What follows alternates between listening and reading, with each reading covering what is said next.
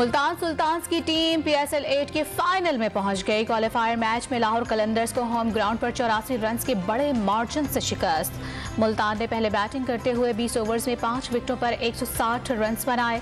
हदफ के ताक़ुब में लाहौर की पूरी टीम 15वें ओवर में 76 रन बनाकर आउट।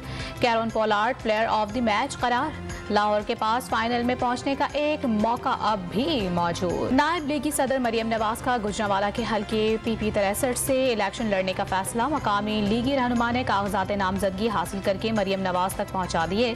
मरियम नवाज के वकील मुमकिना तौर पर आज कागजात नामजदगी जमा कराएंगे। लाहौर हाईकोर्ट का कल सुबह 10 बजे तक जमान पार्क ऑपरेशन रोकने का हुक्म। पुलिस से माल कैनाल पुल और धर्मपुरा तक महदूद रहने की हिदायत।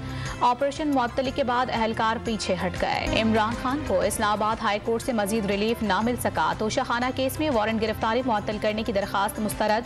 अदालत ने वारंट कानून के मुताबिक करार दे दिए। चेयरमैन PTI के बयान हलफी पर ट्रायल कोर्ट को फैसला करने की हिदायत।